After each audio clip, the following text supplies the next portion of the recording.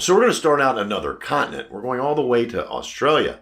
In the 1950s, Ford was selling British Fords in Australia, and they did moderately well.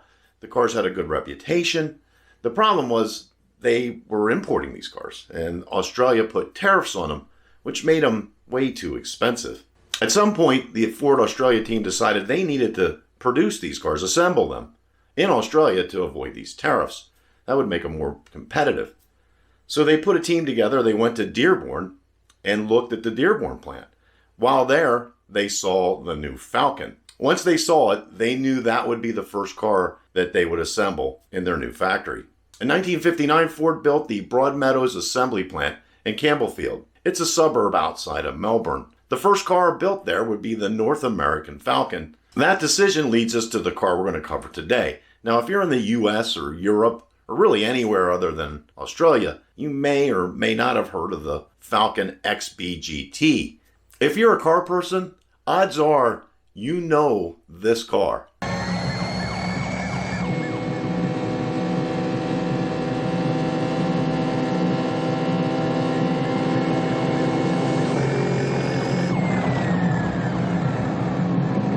Yes, we're talking about the Interceptor, the last of the V8s. It's Mad Max's car.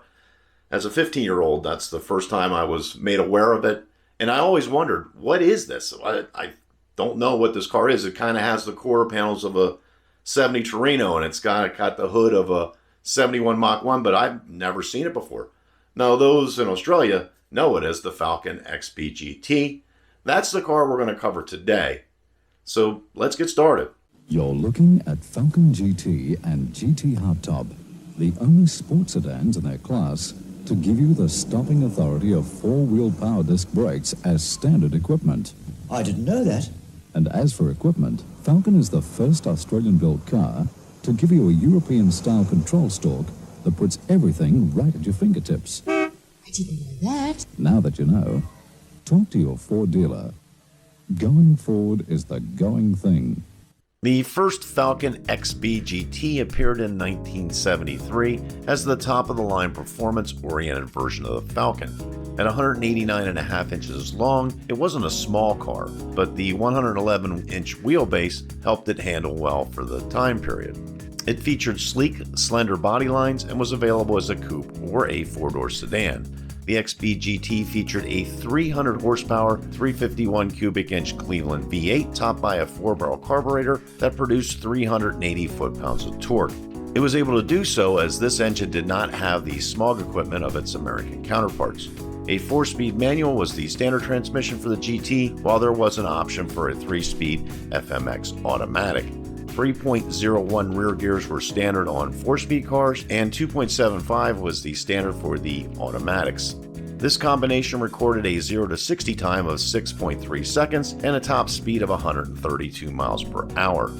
The Falcon XB GT featured reclining bucket seats, deep pile carpeting, full instrumentation in the dash with an 140 mile/hour speedometer, a tachometer calibrated to 8,000 RPM, fuel, oil, and water temperature gauges, as well as a clock.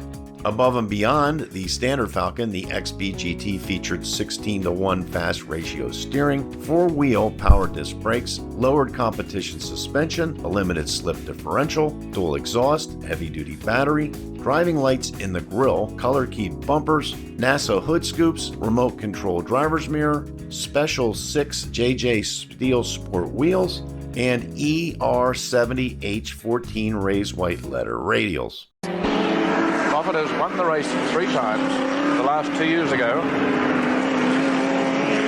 The first year of the 1,000 kilometre race with Pete Gagan as co-driver, has the same man back here with him this year, and has the great advantage of knowing that as a co-driver he has a man who has the ability to lap just as quickly as he can, and that's something that probably no other top team can boast in terms of an advantage. Alan Moffat then must be feeling rather content, even though it's very early days in this long race, which could go on for a total of 7 to 7.5 hours. Racing versions of the car were victorious for 2 years running at Bathurst, and this is an Australian version of a Grand Prix, but with cars that closely resembled street cars.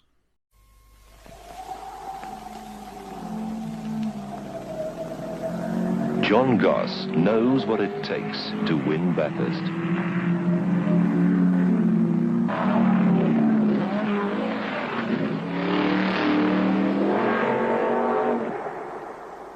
you're locked in the battle of motor racing, you need a good car. And Falcon's always been a good friend to me. It's dependable and strong and handles well. Particularly when you're looking for the quick way through a corner. It's a matter of front suspension geometry and good engineering design, and Falcon's got it. In fact, they've probably won more than half the classic endurance races in the country. You know, there's a little bit of Bathurst in every Ford Falcon. Think about it. Ford Falcon. Going Ford is the going thing.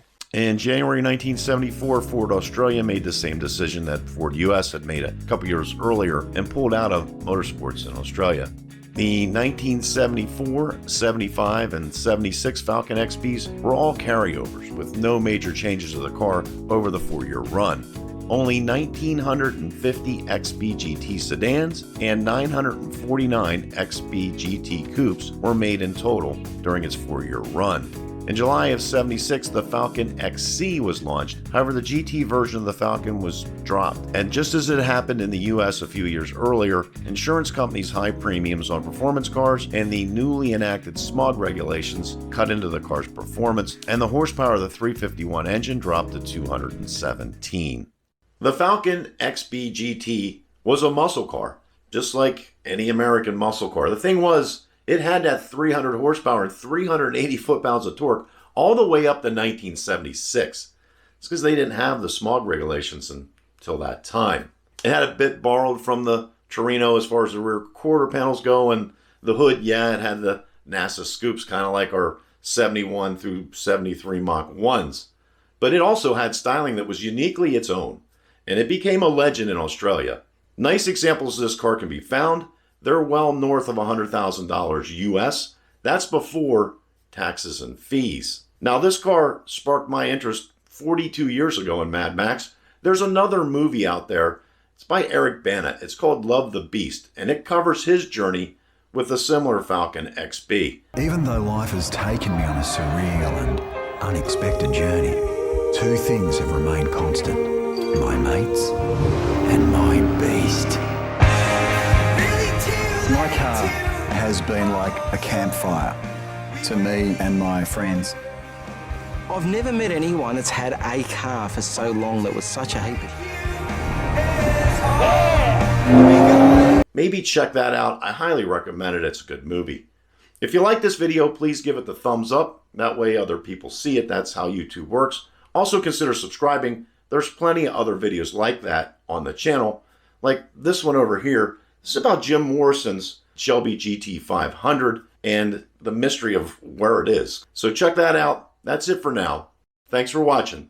Until next time, we'll see you.